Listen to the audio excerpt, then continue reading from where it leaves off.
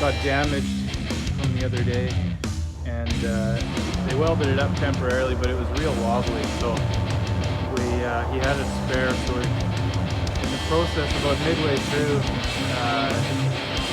Got the motor out, got the old flex plate off. I'll just flick the camera around here and show you exactly what we're doing. So as you can see, there's no motor in the car.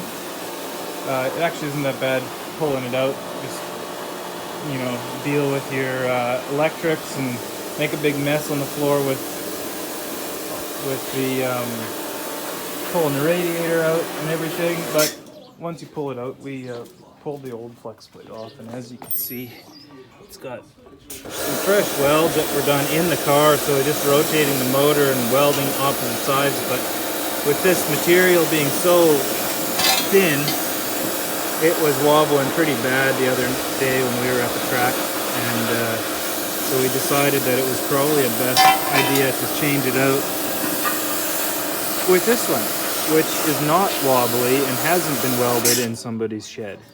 So we're gonna go and put that on. When you have it out, you kind of take advantage of the fact that you can actually wash all the bits that you can never get to. And so we're just trying to degrease some of that and getting all the bay park out of there. And PD was definitely not on board with painting the motor while we had it out, because nobody looks at it. So we've also got, so the way they mount these, the front mounts are, they've got this is an aluminum bit, and it comes across, but you can't actually change the balancer without pulling the front motor mount out. And then you also can't really get the belt out very easy without taking it all apart, because you can't barely get it through there. So we've got a new one that was cut up. Just show you over here. I just marked it out with some spray paint. I just threw the old one on top. So now I know where I got to make my holes, and then we'll put that in maybe after the season, because the one that's on there now is still working. But the track was so bloody rough the other day that these motor mounts here, this one and that one, had to get re-welded in the car because they had busted right loose. They were all cracked up. So some of that we might touch up after the season's over too. But yeah, and then we'll clean up the torque tube here, re-grease that. So in here we got the axle shaft, or the drive shaft comes through this torque tube, which obviously keeps it from wrapping your legs up. And then, but that all has to go up and down with the suspension in the back here. So we'll clean that up, make sure that this bit here, the cover is nice and lubed, because that's got to go in and out as the suspension goes up and down. So, I don't know, we've been at it for about an hour and a half. Pull the motor, should have it back in today, barring a catastrophe. We got this, after much deliberation and struggle, we got this flex plate, the new one, in there. So if you're doing this on a 3.8 liter Chevy, you need to know that there's a big hole on the outside and a smaller hole on the inside of the crank, and these correspond to these two marks here, because these holes are not actually even all the way around. There's one that's out, so it's kind of like a key system. So when you put the new one on, it's a real struggle and a pain in the ass to get them all together.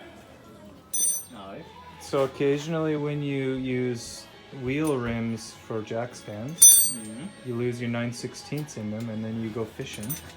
We call this garage fishing, when you need that 9/16. And you can see we've got the safety shoes on. It's good. Almost all back together. Put the power steering pump, the brackets go right in here. That we just threw it up there out of the way so we didn't have to get all that oil and nastiness all over the place. Put the belt on, air intake, and pretty close to getting her fired back up. Yep, all back together. Really greased up the torque tube down in here so that nice and smooth now, so it won't grab and then tear Petey's suit off. He'll get out in just his skivvies. Yeah. Wasn't too bad. 4 hours out, changed and in. And a whole extra hour of just figuring out the bolt pattern for the flywheel. So the other night at racing, PD was lined up on the dummy grid, wouldn't start. So we missed first heat, rolled it back to the pit. And obviously fuel, right? Fuel delivery is not happening because he drove it up to the dummy grade, so no problem. So we ran this, we just bypassed the relay, so we're pretty sure that the relay for the fuel pump, which runs off a switch, this switch right here, the relay shit the bed.